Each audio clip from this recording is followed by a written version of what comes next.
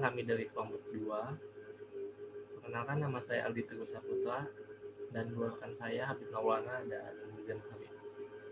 Di sini kami akan menjelaskan review jurnal yang telah kelompok kami bikin.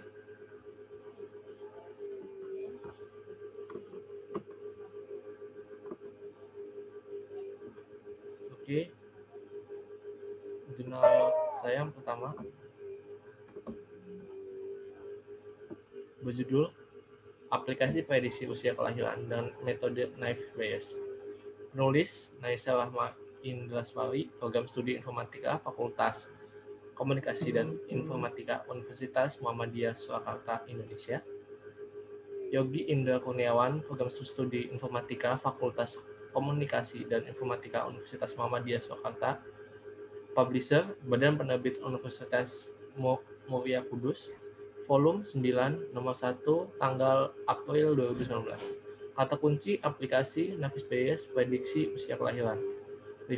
Reviewer oleh saya sendiri, Aldi Teguh Saputra. Pemasaran penelitian, umumnya kelahiran bayi sehat cukup bulan berada pada minggu 38 sampai 42 kehamilan.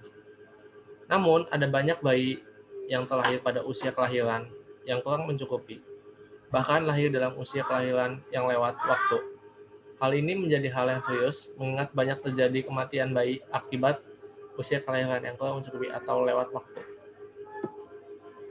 Lalu, metode penelitiannya, yang pertama ada identifikasi masalah, yang kedua ada pengumpulan data, implementasi aplikasi, pengujian. Jadi dalam identifikasi masalah itu, pada tahap identifikasi ini merupakan tahap awal yang bertujuan untuk menentukan masalah-masalah apa saja yang ada dalam kelahiran bayi. Lalu ada pengumpulan data. Di pengumpulan data ini, data yang diperoleh dalam penelitian ini adalah data yang dapat didapatkan dari data rekam medik pasien. Lalu ada implementasi aplikasi. Pada tahap implementasi aplikasi ini bertujuan untuk membangun aplikasi dari awal sesuai dengan kebutuhannya. Lalu ada pengujian. Pengujian ini dilakukan untuk menguji perhitungan dalam data training dengan menggunakan data testing. Pada tahap pengujian ini pula dilakukan perhitungan untuk menguji dan mengukur tingkat precision, recall, dan akurasi. Lalu ada hasil dan pembahasan. Yang pertama ada implementasi, yang kedua ada admin selaku dokter, user yaitu pasien sendiri, dan pengujian. Lalu ada pengujian black box.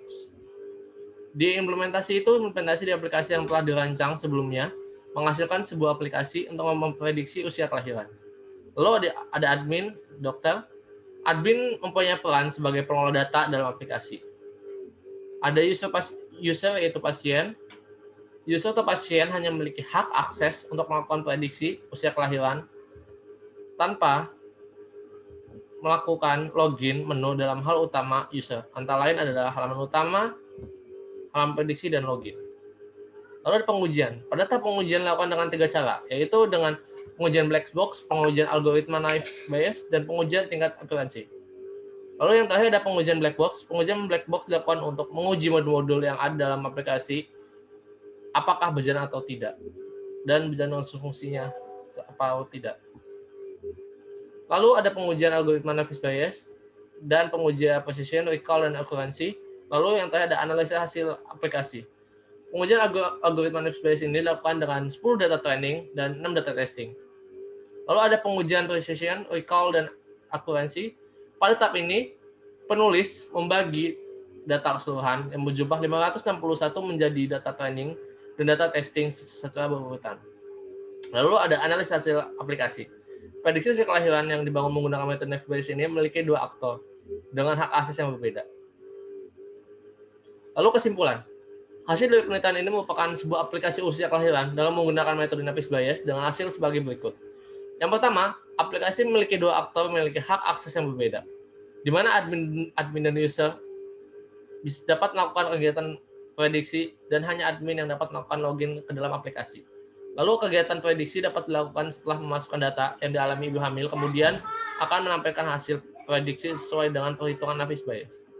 Lalu ada pengujian black box menunjukkan bahwa semua modul dan aplikasi dapat berjalan dengan baik sesuai fungsinya.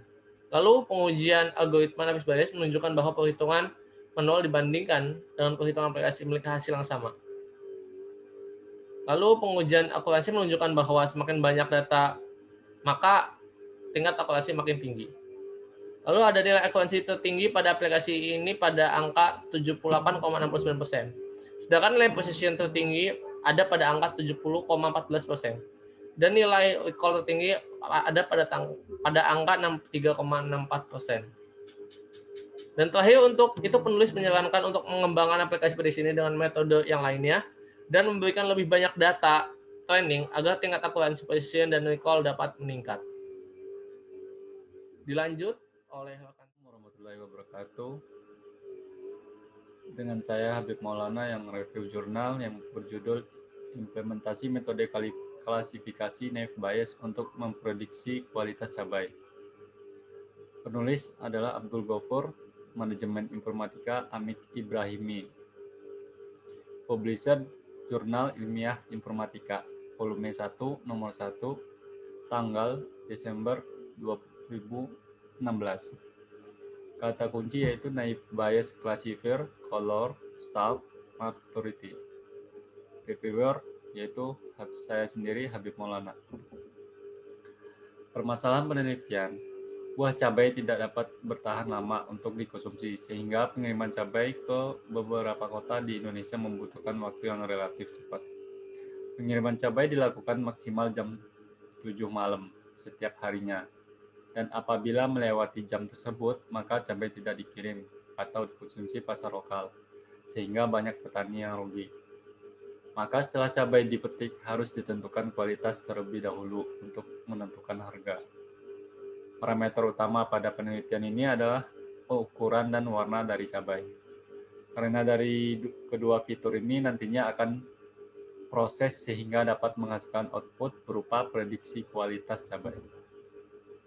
Metode penelitian. Pertama ada studi literatur. Mempelajari literatur tentang konsep connected component labeling. Mempelajari literatur tentang konsep Navier Bayes Classifier. Yang kedua adalah pengumpulan data.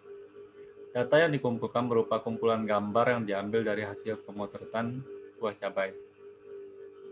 Yang ketiga adalah analisis.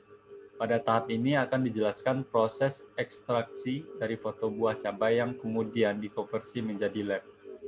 Selanjutnya digunakan lebih adjustment untuk membuat image menjadi hitam putih berdasarkan threshold parameter tertentu, kemudian menggunakan connected component labeling dan statistik untuk mendapatkan perbedaan warna dan presentasi batang buah cabai. Setelah itu digunakan metode Navier Bayes Classifier untuk mengklasifikasi kualitas buah cabai. Selanjutnya adalah perancangan. Pada tahap ini akan dilakukan perancangan terhadap perangkat lunak ekstraksi dari klasifikasi kualitas buah cabai yang akan dibangun, termasuk menentukan lingkungan perbuatan, bahasa pemrograman yang digunakan, arsitektur, fungsionalitas, dan antarmuka sistem. Implementasi dan pengujian. Pada tahap ini akan dilakukan implementasi pada beberapa contoh gambar buah cabai serta dilakukan pengujian untuk mendapatkan kesimpulan dan saran untuk pengembangan lebih lanjut. Selanjutnya ada dokumentasi. Merupakan langkah akhir penyusunan laporan mulai dari latar belakang permasalahan sampai dengan pengambilan kesimpulan akan dijelaskan dalam tahap dokumentasi ini. Navier Bayes Classifier. Navier Bayes Classifier merupakan metode yang digunakan untuk mengklasifikasikan citra buah cabai pada penelitian ini dengan metode probabilitas dan statistik yang dikemukakan oleh ilmuwan Inggris Thomas Bayes, yaitu memprediksi peluang di masa depan berdasarkan pengalaman di kesimpulan.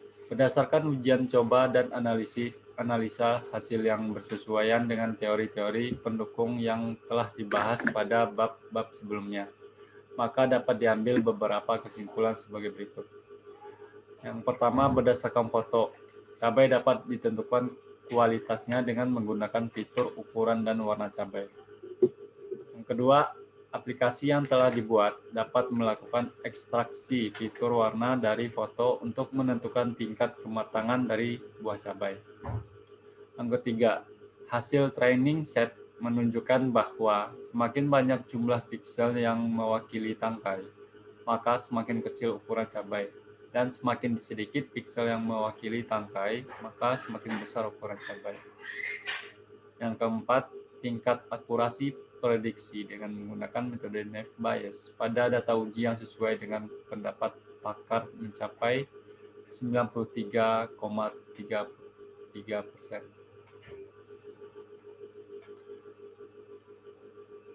Dan jurnal selanjutnya akan dibacakan oleh rekan saya, yaitu oleh Jan Fahri Putra. Saya lanjutkan jurnal yang ketiga yang berjudul Metode Naive Bayes untuk penentuan penerima beasiswa bidik misi Universitas Mula Warman yang ditulis oleh Dias Rina Dahri dan juga Farul Agus dan juga Dina Marisa Hairina. Program Studi Ilmu Komputer Fakultas Ilmu Komputer dan Teknologi Informasi Universitas Mula Warman. Publisher Jurnal Ilmiah Informatika. Volume 11 nomor 2 tanggal 2 September 2016. Kata kunci beasiswa bidik misi sistem pendukung keputusan Naive Bayes. Reviewer oleh Jan Fahri Putra. Yang pertama, permasalahan penelitian. Setiap lembaga pendidikan, khususnya universitas, terdapat banyak sekali jenis beasiswa yang ditawarkan kepada mahasiswanya.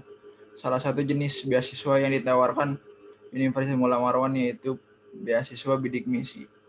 Program beasiswa ini diperuntukkan bagi para siswa SMA atau SMK, MA atau MAK berprestasi yang telah lulus jalur SNMPTN, SMMPTN, dan SBMPTN di semua jurusan Universitas Mula Warman, namun berasal dari orang tua atau wali yang kurang mampu secara ekonomi. 3. Landasan teori. Sistem pendukung keputusan. Decision Support System atau sistem pendukung keputusan yang biasa disingkat dengan SPK secara umum didefinisikan sebagai sebuah sistem untuk mendukung para pengambil keputusan manajerial dalam situasi keputusan semi terstruktur. Beasiswa bidik misi dijelaskan di dalam pedoman penyelenggaraan bantuan biaya pendidikan bidik misi oleh Direktorat Jenderal Pendidikan Tinggi. Program bantuan biaya pendidikan bidik misi yang dimulai peluncuran programnya pada tahun 2010 ini adalah bantuan biaya pendidikan bagi calon mahasiswa tidak mampu secara ekonomi dan memiliki potensi akademik baik untuk menempuh pendidikan di perguruan tinggi pada program studi unggulan sampai lulus tepat waktu.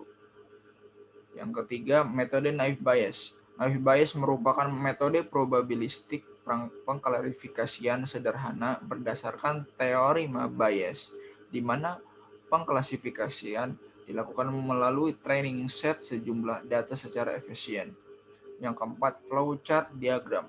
Proses perhitungan metode Naive Bayes bagian alir atau flowchart merupakan teknik analitis yang digunakan untuk menjelaskan aspek-aspek sistem informasi secara jelas, tepat, dan logis. Kemudian hasil penelitian dan pembahasan. Implementasi sistemnya. Implementasi sistem merupakan tahapan realisasi yang dilakukan setelah rancangan aplikasi. Implementasi dilakukan untuk mengetahui hasil dari rancangan sistem yang telah dibangun. Kemudian pengujian sistem menyusun kriteria dalam bentuk tabel aturan. Tabel aturan dibuat untuk menentukan penilaian dari masing-masing kriteria yang ada disajikan pada tabel 1. Dari kriteria tersebut akan diperoleh hasil layak atau tidak layak calon penerima beasiswa mendapatkan beasiswa. Tabel aturan diperoleh dari data ahli yang digunakan sebagai acuan perhitungan data uji. Pengujian akurasi sistem dilakukan uji coba terhadap 368 data, di mana 278 data yang digunakan sebagai data latih dan 90 data digunakan sebagai data uji. Berdasarkan uji coba yang telah dilakukan serta melakukan perbandingan terhadap data sebenarnya, tentunya akan terdapat perbedaan. Dari perbedaan tersebut, akan dihitung nilai galat atau error dan nilai akurasinya. Nilai akurasi inilah yang akan menentukan kualitas dari aplikasi yang telah dibuat. Dari penelitian yang telah dilakukan, dapat diambil kesimpulan sebagai berikut. Yang pertama, telah dibuat aplikasi seleksi penerima beasiswa bidik misi Universitas Mula Warman dengan menggunakan metode naive Bayes. Yang kedua, penelitian ini berhasil menerapkan metode naive Bayes untuk membantu menyeleksi penerima beasiswa bidik misi dengan tingkat akurasi sebesar 85,56%. Saran, adapun beberapa saran yang dapat diajukan antara lain.